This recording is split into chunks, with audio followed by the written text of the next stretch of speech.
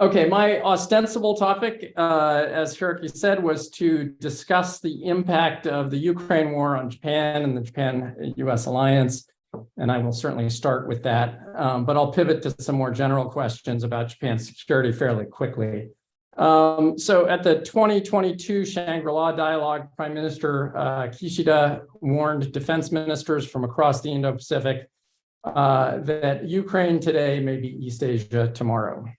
The invasion of Ukraine has had a profound impact on public opinion in Japan, and support for various security-related efforts by the Japanese government has gone up considerably.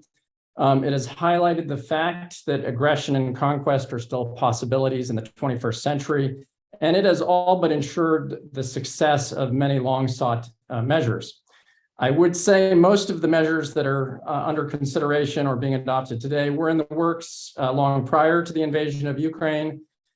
Decades before the Ukraine war, Japanese politicians and strategists began work to supplement the economics first Yoshida doctrine with a form of military realism now being called the Abe doctrine.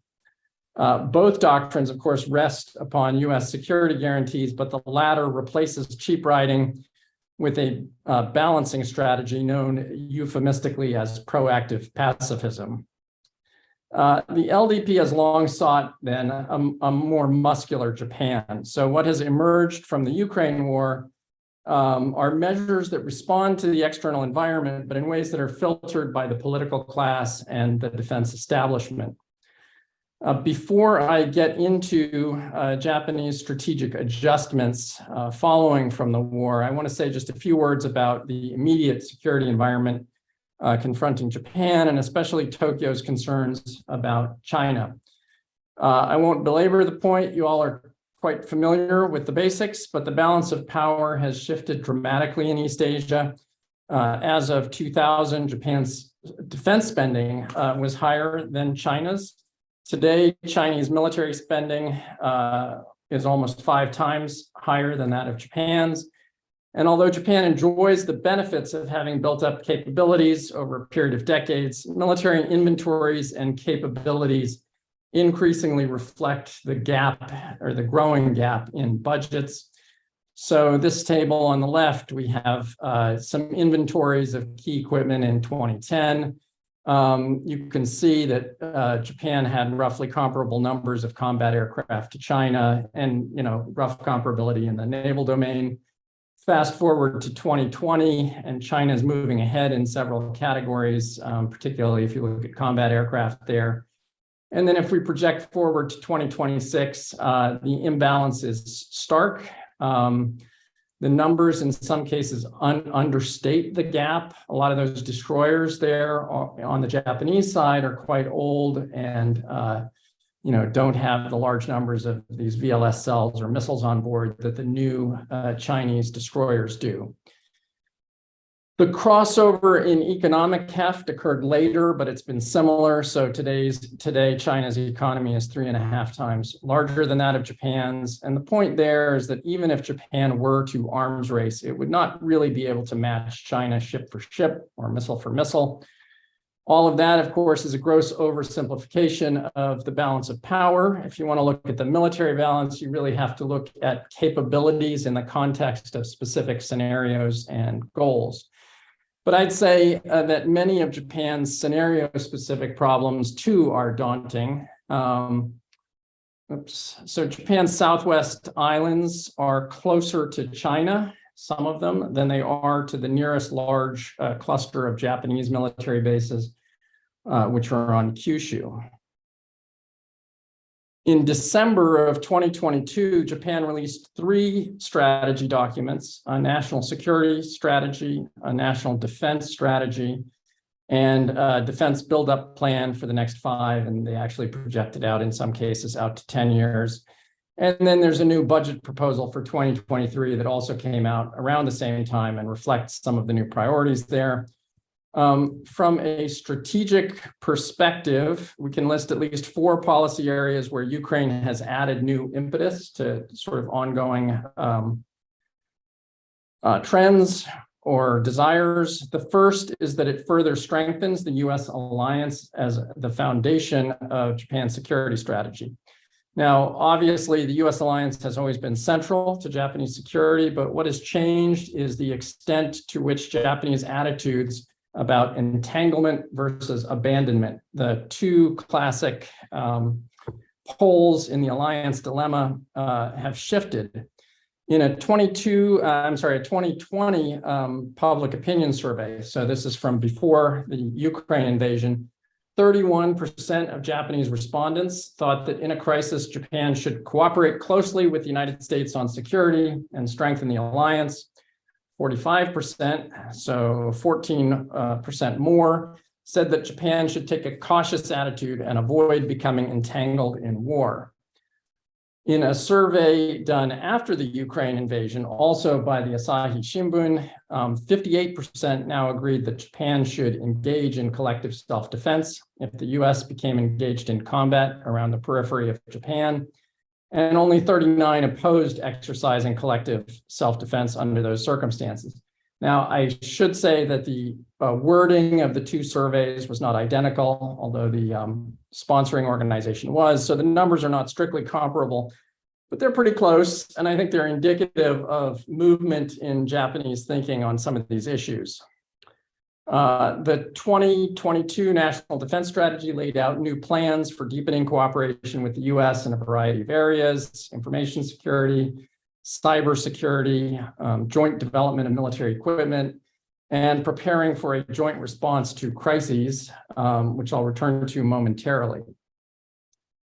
A second theme is increased external balancing, or seeking to develop closer security ties with other partners, particularly in Asia, but also with Britain. So some have described this as a hedging strategy, though I think this is more hedging into the US alliance rather than away from it, to borrow the words of Jim Schaaf, and I'm sure many of you know Jim.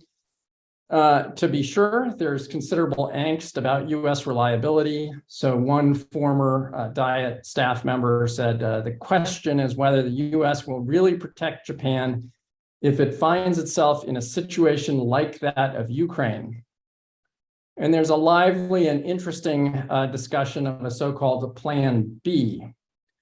But virtually all participants in that discussion conclude that there's effectively no viable substitute for American power, even through collective action. Nevertheless, expanding Japanese participation and partnership in Asia can supplement and solidify the bilateral alliance with the United States. So there's effort in that area. Tokyo has pursued security partnerships in Asia through the Free and Open Indo-Pacific, or FOIP, initiative introduced by Prime Minister Abe in 2016. The government now holds so-called 2+2, that's defense and foreign policy meetings with Australia, the United Kingdom, the Philippines, Germany, India, Indonesia, and France. Australia here is a particular focus. The 2022 National Defense Strategy states that Japan will build the closest cooperation next to the US-Japan alliance with Australia. To that end, Japan signed a reciprocal access agreement with Australia last month and has pledged to enhance interoperability with it. It's also signed a reciprocal access agreement with the UK and joined the Global Combat Air Program to build the next generation fighter with the UK and Italy. That would obviously be a big change if it in fact occurs after the F-15 and F-35 procurement with the United States. A third major strategic adjustment is increases to defense budgets. Prime Minister Miki imposed a policy limit of 1% of GDP on defense spending in 1976. So again, that was a policy limit. It was never ironclad, but Prime Minister Abe, or former Prime Minister Abe, made significant changes during a second term. Defense spending has increased steadily since 2012. It hit 1.11% of GDP in 2021, and the National Security Strategy declared that Japan will match NATO's target of 2% of GDP by 2027. Now, I'm guessing that Yamaguchi-san will have something to say about whether that is likely to happen or not, but it's a nice thought regardless. It's a goal. A fourth change is emphasis on the defense of Taiwan and preparing for possible contingencies there. In April of 2022, former Prime Minister Abe asked the United States to end its policy of strategic ambiguity, stating there can no longer be any room for doubt in our resolve concerning Taiwan. So going farther than the US was willing to go. And official documents and statements now routinely link Japan's security to that of Taiwan. The word Taiwan appeared a record 315 times in the 2022 Defense of Japan white paper. That's many more times, 130 more times than it appeared in 2021. And the latest white paper states directly that the stability of the situation around Taiwan is critical for Japan's security. All right, the three strategic documents also lay out ambitious plans for improving military capabilities. Here, perhaps even more than in strategic thinking, politics plays a role in shaping agendas. In this case, you have bureaucratic actors as well as political ones who get a say. To one degree or another, this is true in all countries, depending on the nature and strength of civilian management. So I'm not trying to pick on Japan here. But the three documents that have just been released lay out 7 broad priority areas, and in order of rank, and I think that they are ranked. They are first, standoff defense capabilities, meaning long-range missiles. Second, integrated air and missile defense. That's Aegis warships, Patriot, and domestic Japanese systems.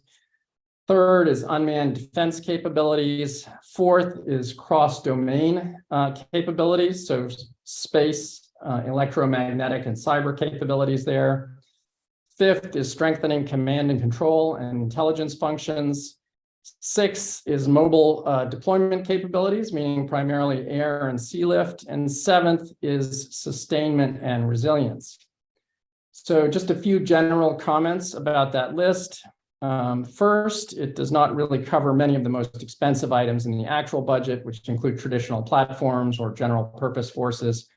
So it doesn't really address F-35 aircraft, warships, and armored vehicles.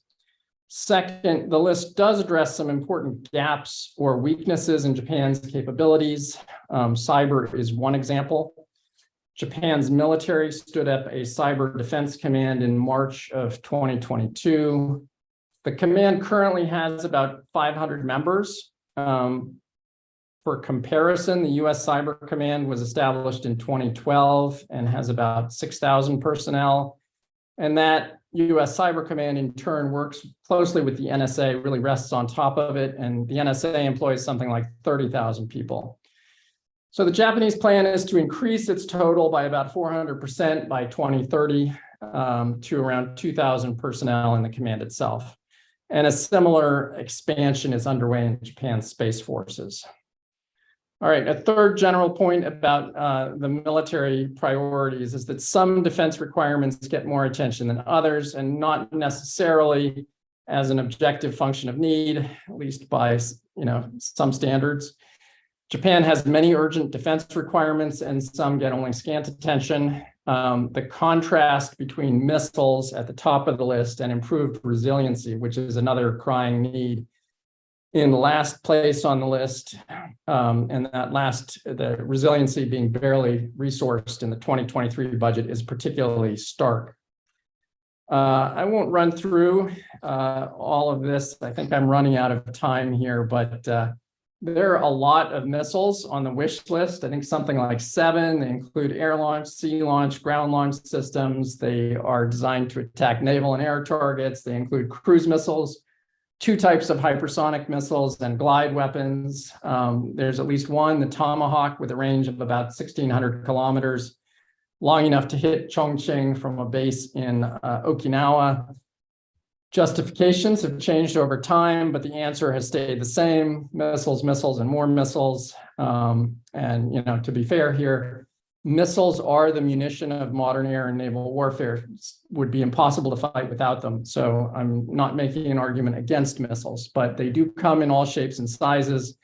And Japan is currently pursuing a whole bunch of them simultaneously without too much definition to specific tasks and requirements.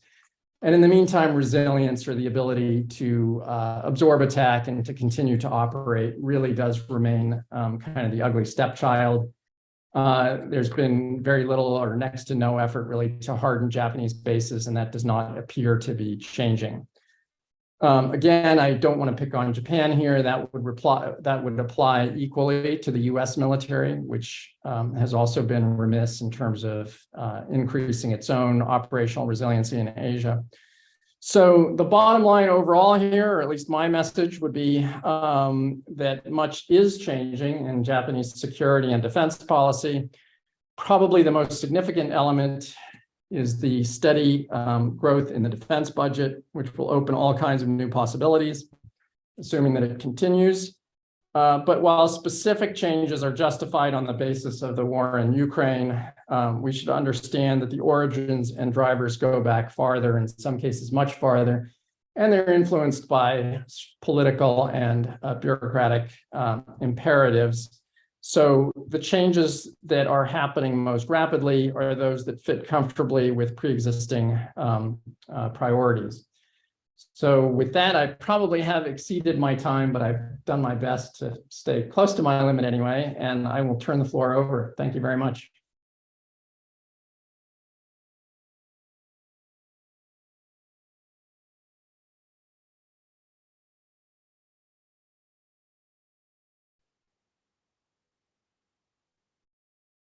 Next. Next speaker is Dr. Yamaguchi. I forgot mentioning about one thing. So he published a book 2 years ago about Mao's strategy of strengthening a nation. So he just received an award of the Mainichi Asia Pacific Award as the best academic book of the year last year. So please join me for welcoming Dr. Yamaguchi.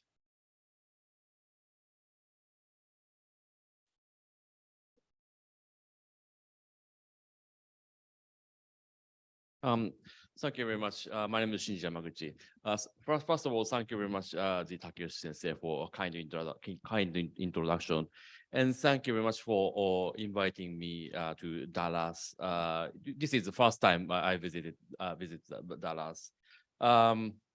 Surprised to see the heavy weather, but it's really good to be here. And also thank you very much for the Japan's American Society, Dallas and Fort Worth. And also Sasakawa Peace Foundation for funding. And Dr. Higginbotham mainly focused on the overall change of Japan's defense policy and postures. And my focus is mainly on the Taiwan issue, how Japan, US-Japan alliance will deal with Taiwan issue, and to see the recent development of the Japanese discussions about the Taiwan issue. And first, sorry, it's really small font. But as Dr. Higginbotham mentioned, that the Japan recently, last December, Japan published the 3 strategic documents: national security strategy, national defense strategy, and defense build-up plan. And it mentioned about the Ukraine, Russia's invasion of Ukraine. And it says that the fact that Russia has launched an aggression against Ukraine shows that tell us that the maintaining Japan's own sovereignty and independence can be achieved through its own independent and voluntary efforts. And also, it is critical for Japan to deepen cooperation and collaboration with its allies and like-minded countries, and with whom Japan shares universal values and strategic interests. That is a really important message in this three documents. And so what are the most consequential security challenges for Japan?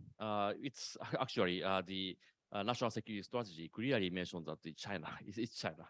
China is the greatest strategic challenge for Japan, and this is not a new thing. Especially after 2012, Japan faced the increasing pressure from China, but still, but now it may enter the new phase, especially after the 2000 around 2021 discussion in Japan has focused on Taiwan issue, how Taiwan issue will affect the Japan's security. That is the relatively new discussion in Japan right now.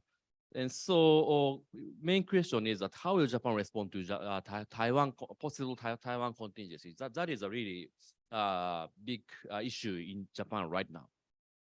And so, but first, we will look at will China invade Taiwan by immediately? That is really basic question. And I know that recently in the United States, there is an argument about the possible invasion by China, invasion to against Taiwan in several years, like the one or 2 years. But I think that the crisis over Taiwan will happen again, but not immediate full-scale military, but not full-scale military invasion. That's my basic view, because first China's Taiwan policy has failed over years. So it has to resort to military pressure more. That is the fact. China has adopted the peaceful unification approach toward Taiwan for many years. But still, especially by economic integration and political, how should I say, more moderate approach toward Taiwan. China tried to induce Taiwan into the unification course, but still, the strategy was failed basically, because the peaceful unification approach cannot induce Taiwanese to unification. Taiwanese prefers basically they prefer the status quo, current situation. And also, China's more pressure induced the more U.S. and other countries, Japan or European countries, commitment to Taiwan. So basically, I think that Taiwan's policy that does not work. And also, second factor is that the full-scale military invasion is really difficult for Taiwan, for China. Because China lacks military capabilities for amphibious or controlling the island operations. China doesn't have much transportation capabilities, so it's really difficult. And also, US intervention and Japan's full support for US activities will complicate China's calculations. And also, lessons of Russo-Ukraine war for China is really interesting, because Russian failure to achieve quick victory over Ukraine shows that in case of Taiwan contingency, I mean full-scale invasion of Taiwan, but still, if Taiwan is fully resist China's invasion with support from the United States and other countries, then China's invasion might be very difficult. And also, China's power may reach to its peak, because we can see from the slowing economic growth, and also the decrease. China started the decrease in population earlier than expected. So that is also the important factor. China's power may peaked.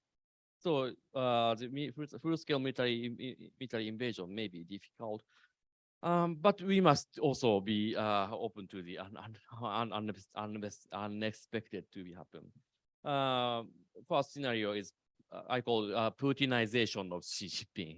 It means that the Xi Jinping may become like Putin. I mean, Putin become more and more isolated in his power circle because he concentrates, he monopolizes his power.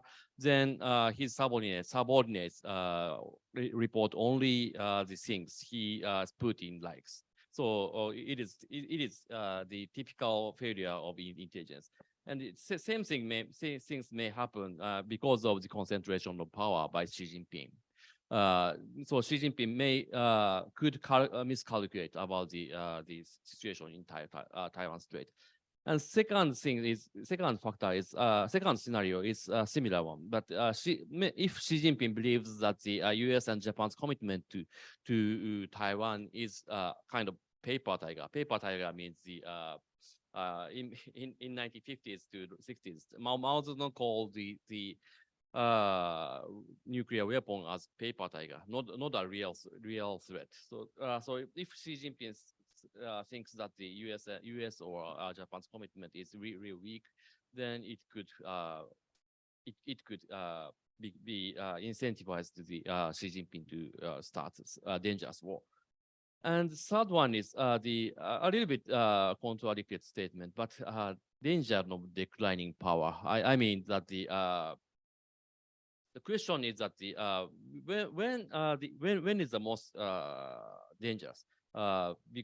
Rising power or decreasing power? That is an interesting question. But maybe China's power, China is more dangerous when its power starts to decline. That's another scenario. Yeah. But recently, but in any way, I think that basically Japan full-scale invasion over Taiwan is not imminent, but still possible. And also the issue itself is really important, especially Taiwan's importance. Taiwan's strategic importance is growing over years, because the Taiwan is a frontline state between the China and US competition, rivalry.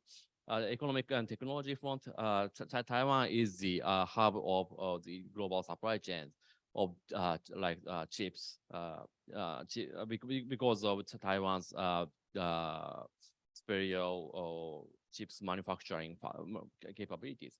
And also Taiwan is the mature democracy. Taiwan's successful democracy is really important in terms of value. And also, military speaking, Taiwan is really important. Now, fast island chain is still important to control the sea.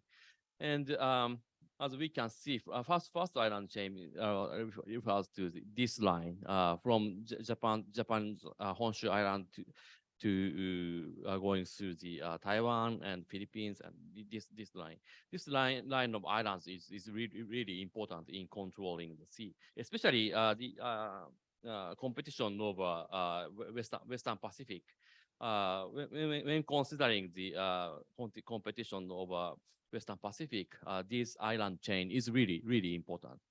And especially in more particularly when thinking about China's submarines activities, especially strategic submarines activities.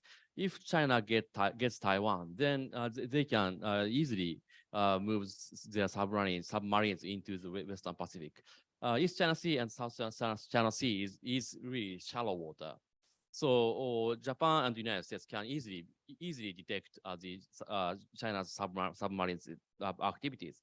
But if China gets Taiwan, then it's easily move their submarines into the Western Pacific, and the Western Pacific is really deep, and it's really difficult to detect their activities. So the Taiwan is really strategically important, and also. For Japan, Taiwan is really important. Taiwan shares the universal values and strategic interest with us. And economic and technology, for Japan, sea lane of communication is really important for Japan for its energy and other materials. And Taiwan's position is really important. And also recently, our cooperation on chips is really important development. Now TSMC investment in Kumamoto or is undergoing.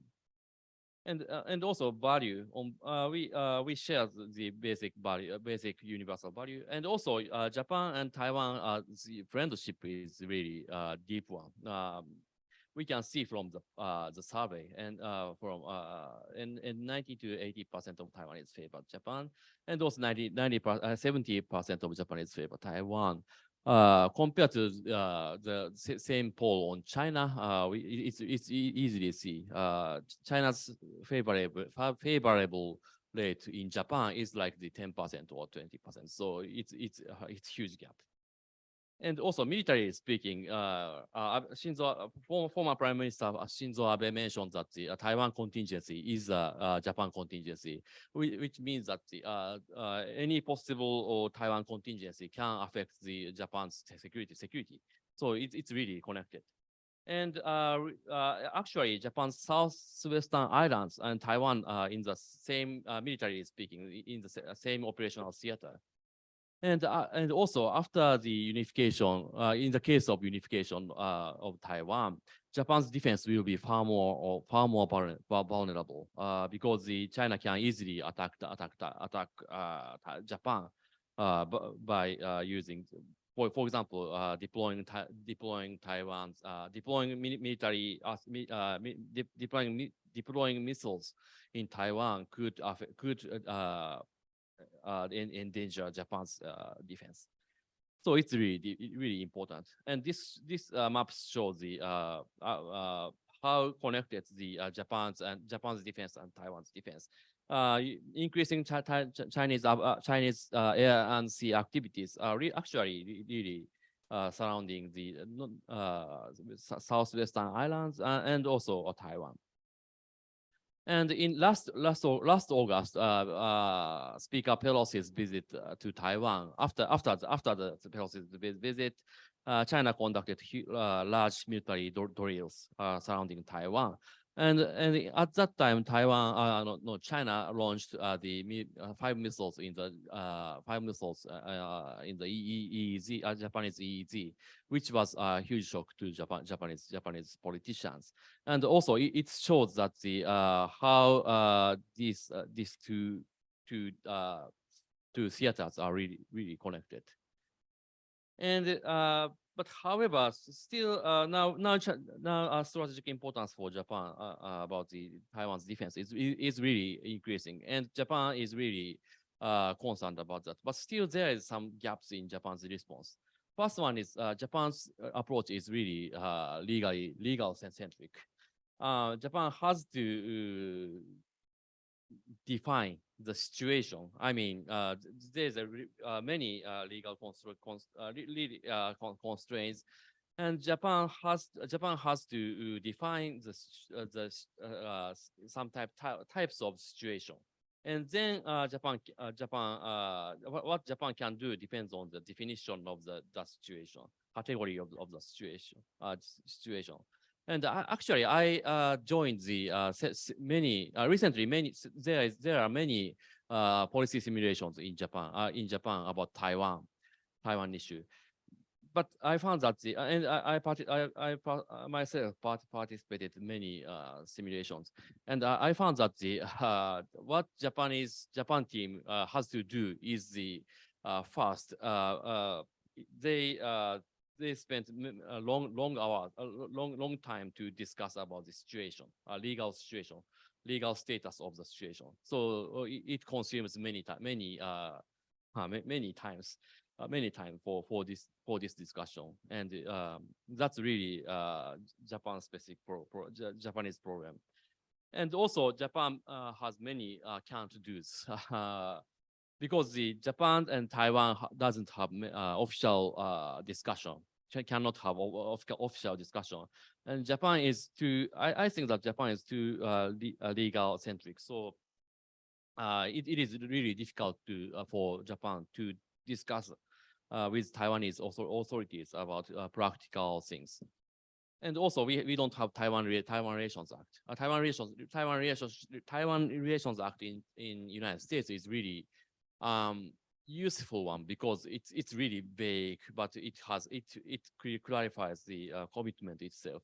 but we don't have such domestic act, so we don't have legal basis for engaging Taiwan.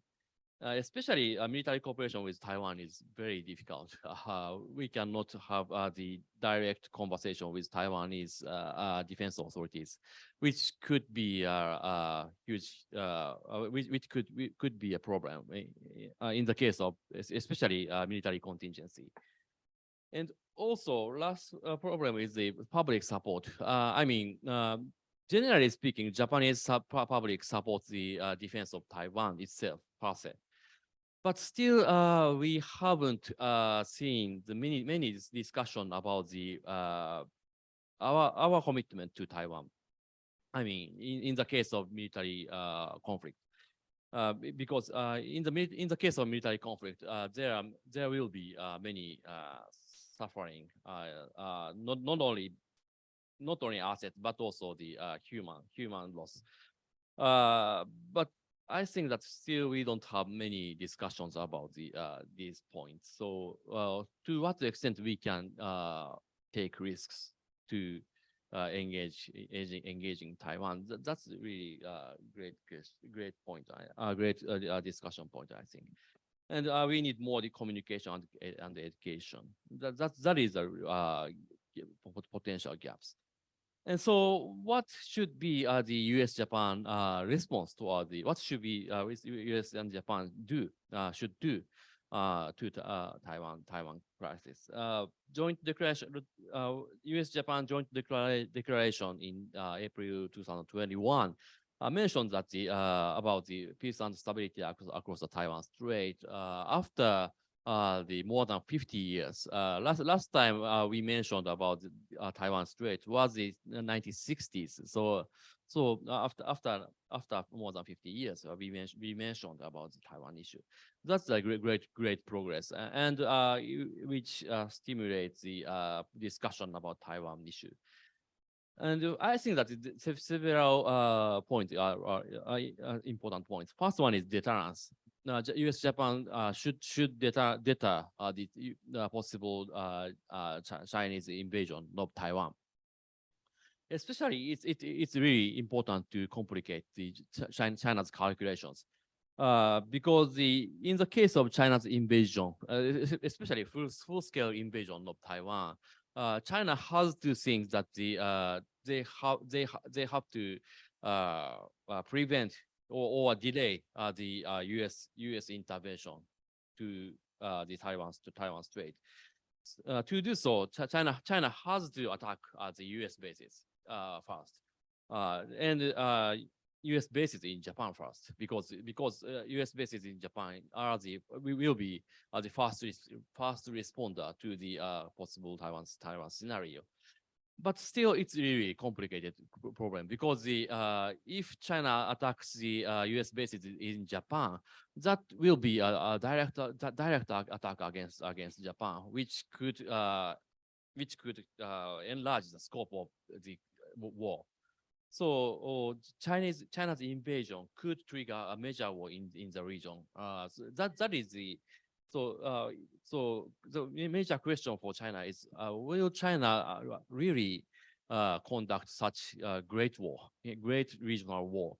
That is a really big question for China. So my point is that close U.S.-Japan cooperation on Taiwan issue could complicate the China's calculations. That is an important point. And also for Japan, fully support U.S. activities are really important.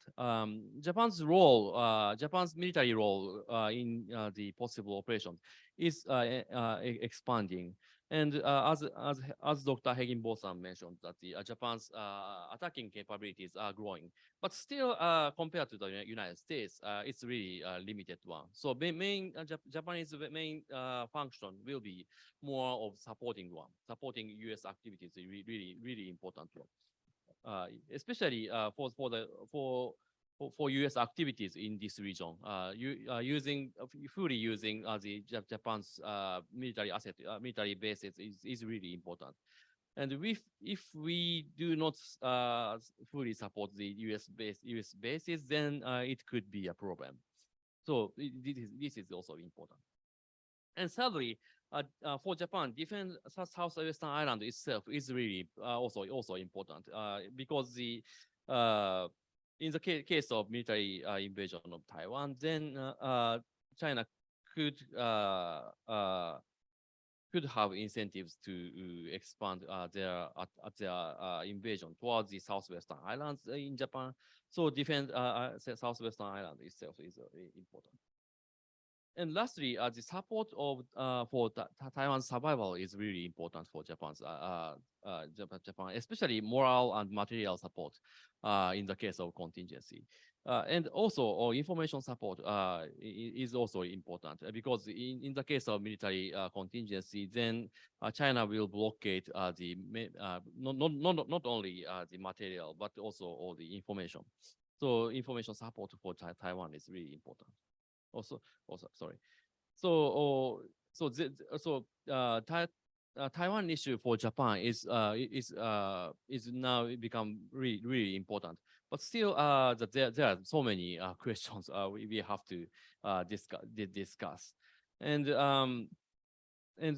also this is the new realm. US and Japan should cooperate more. That is a very important point. We will see in the future, near future. I stop here. Thank you very much.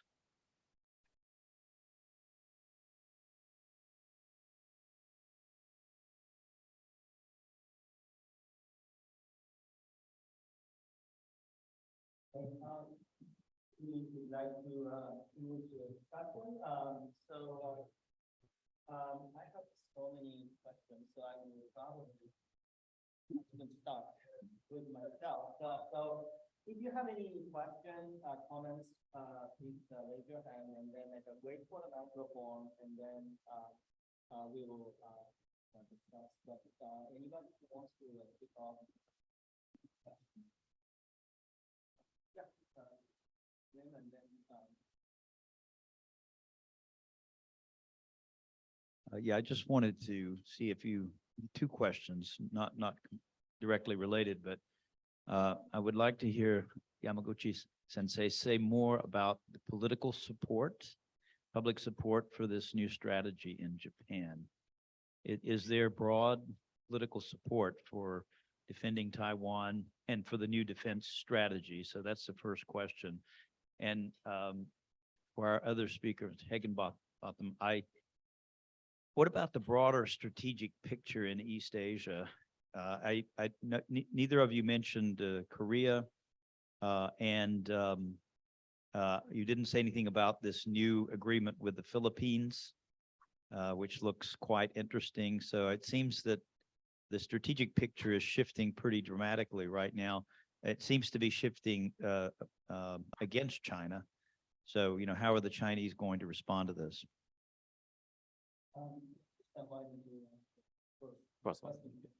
Okay.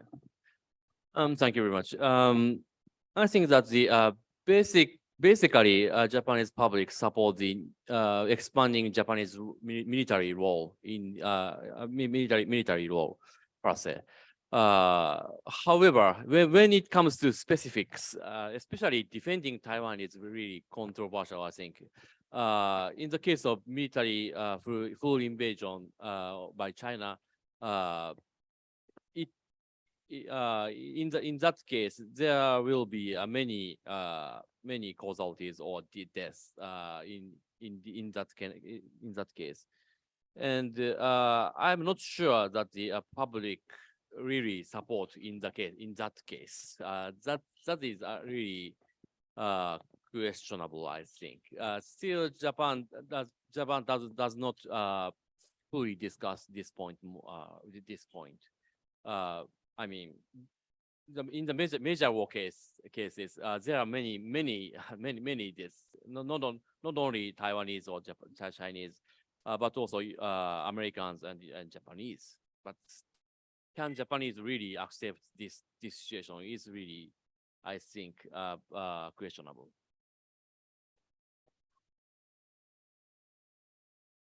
Great. So I think the question about sort of broader political trends in East Asia is a great one.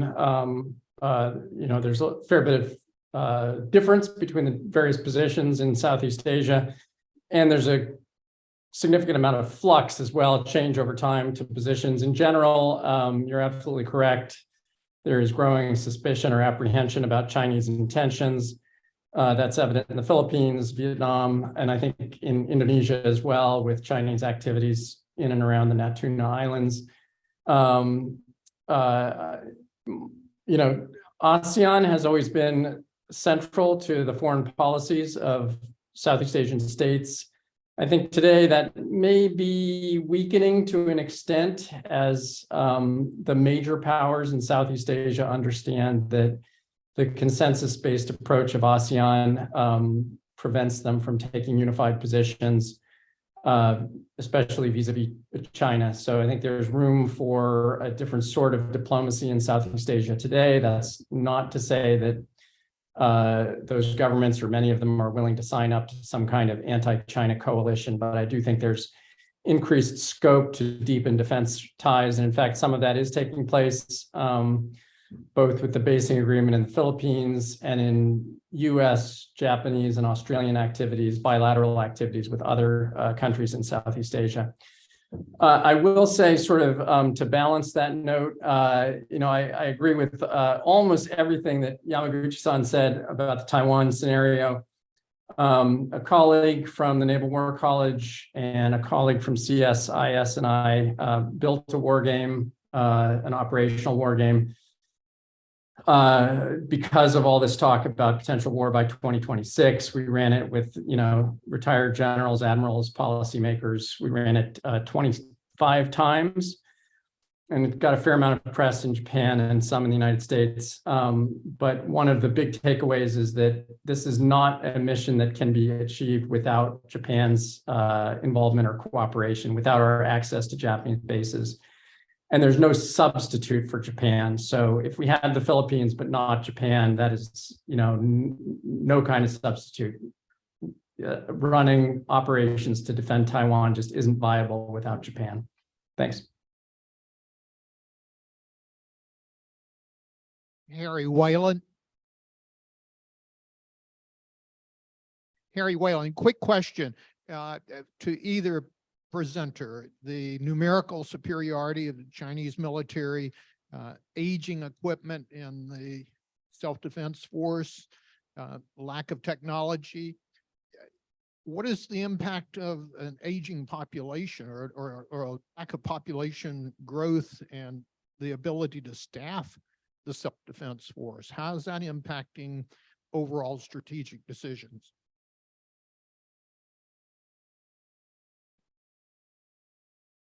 So I'll start, and maybe Yamaguchi-san can jump in if he has more detail, but it's an enormous issue. Japan has trouble staffing its current manpower requirements today. There is a push, and there has been over the last several years, to improve living conditions in the SDF, and I think that's going to be central to whether or not they can succeed at this. That's one issue. Living conditions are not what they should be. Pay is not what it needs to be. They are addressing that. They probably need to move a little bit faster.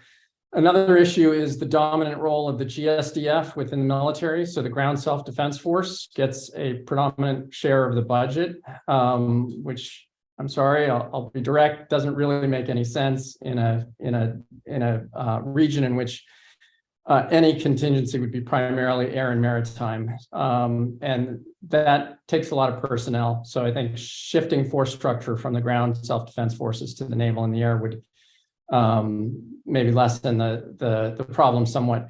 I did run some numbers, so I looked at the age cohorts, the size of the military relative to the age cohort. It's not that much different in Japan than it is in the United States. So I think it does come down to attracting people, the popularity of the military, and living conditions, pay, sort of changing the image of the military, I think is going to be an important step here. Thanks. Aging population problem. Actually, aging problem is China also has that problem, and in China's case, the they adopted the one China policy, one child policy, one child policy for a long time. So, or basically, they have only one child in the family. Then it's more and more difficult for them to be lost in the war, in the case of war. I mean, so for China, actually, this is also a big problem for them as well, I think.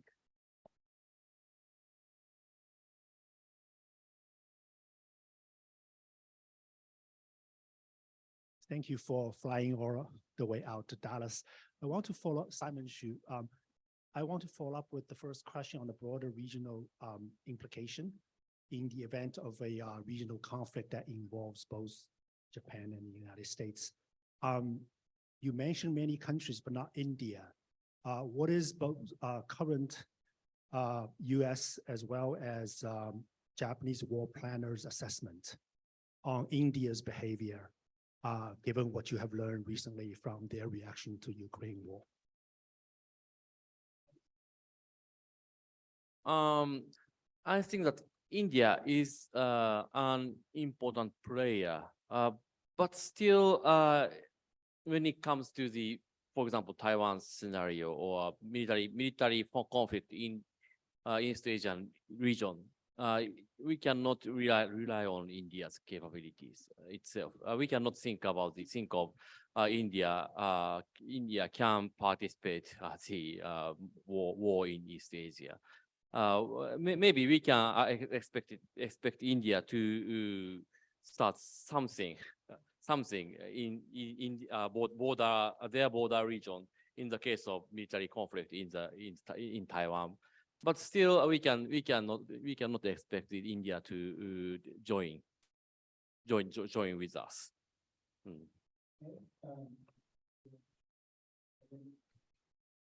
I think that's absolutely right. I wrote a book with George Gilboy on Indian and comparing Chinese and Indian strategic behavior. So not their position vis-a-vis specific countries. Obviously, China threatens, for lack of a better word, important US allies. India doesn't. But we found many commonalities in terms of worldview and behavior among the two. And if you look at their UN voting record, it would be very hard to distinguish the two if you didn't know which one you were looking at. So I was not surprised at all by their reaction to the war in Ukraine and Indian behavior since. I think within the US government, among sort of realists, there's a perspective that India is an important partner, especially in the long term, but that this is a long-term project.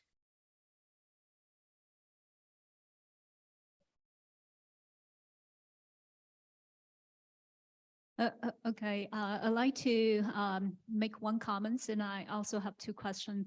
First of all, I'd like to thank two speakers for your sensible comments and assessment of the situation across Taiwan Strait. And because I think a lot of noises are going on, especially the four-star American general after his memo about a protected 2025 military conflicts between mainland China and Taiwan, and got released. And then, we hear a lot more noises and fears. So thank you very much for that. And my first question have to do with Russia-Ukraine war and also China's possible role in that conflict. And I wonder, actually, first of all, let me give you some information which leads to my question. Just a couple of days ago, I think the Indian Prime Minister Modi suggested we form a group of countries who worked as mediator for the Russia and Ukraine war, and he actually specifically referred to China as one possible good candidate. He also touched upon Brazil and India.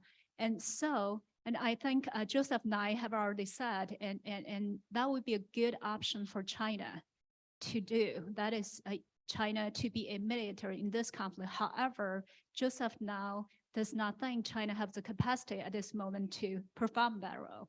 And let's put all those comments away and just imagine, supposedly, if China indeed step in as a mediator of the Russian-Ukraine war? And how would Japan and United States take this action by China? Would both United States and Japan welcome China's mediating role, or actually would that somehow be perceived as a challenge to the US-Japan alliances, which is, being deepened at this moment? My second question have to do with the bigger picture of the balance of power game played out in Asia Pacific and also in Middle East. And just last month, December, and China's Xi Jinping paid a visit to Middle East. Actually, I think the two sides experience have signed at least 34 economic cooperation agreements. And also Xi Jinping participated in the first China Arab Summit and China GCC Summit. And so we can say clearly, China is expanding its connection, involvement in Middle East.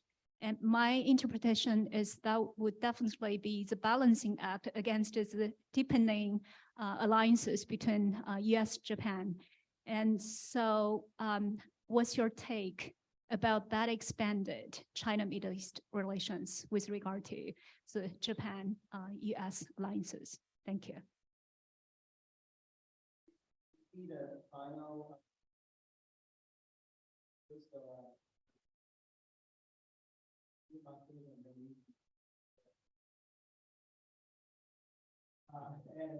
one thing that I might add is that also the role of the China relationship with federal institutions.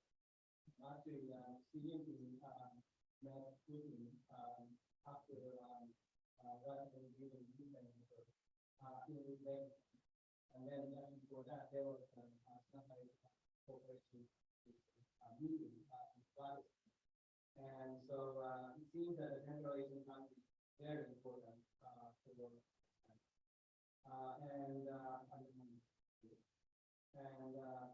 so I have to think of that. And then also the case of the whether China can or what is happening is that what we went to China shows the interest in providing a playing a role mediating between Russia and Ukraine. What should we do? One thing is one question is whether China can between China to invade. And it reminds me of the famous export of forced research who said China is not strong enough to build a new international order, but China is strong enough to influence for existing. So how do you think of that?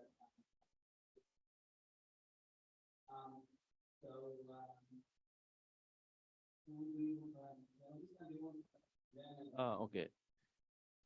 Yeah, interesting question. And I think that the first it depends on the condition, because in the Ukraine war case, Russia, in that case, Russia invaded Ukraine. So in any mediation, it should be based on the Russia should retreat from Ukraine. That is really important, I think, because it should not be like the Russia get something from Ukraine. That is really that could really become the future problem. So that is a problem, I think. And also, I think that the China, actually, Ukraine government has been asking China to take the mediation role for a long time. Immediately after the invasion.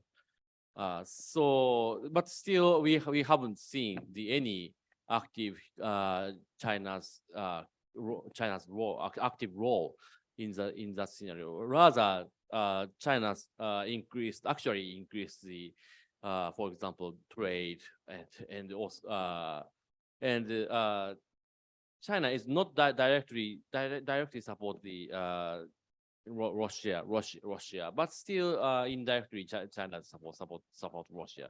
So I think that China cannot play the active role and positive role in this, and China does not have the intention to have to play positive role in the in this invasion. That's my response to first question. And secondly, the Middle East case and Central Asia case is really interesting because after the Ukraine war, Russia's influence in the Middle East and Central Asia is decreasing. So, and China can play a more role in these regions. But still, it could also become the possible problem for China because the expanding role in other regions, especially Middle East or Central Asia, could cause the problem for China because it has to do how should I say? For example, in the Middle East case, engaging more with the Saudi Arabia could cause problem with the Iran, because they have to, China has to strike a diplomatic balance between the Iran and Saudi Arabia. So, and in Saudi Arabia's the case, Iran gets very angry and very anxious about the deepening China's Saudi Arabia relationship. So China will face the difficulty in that sense, I think. Yeah.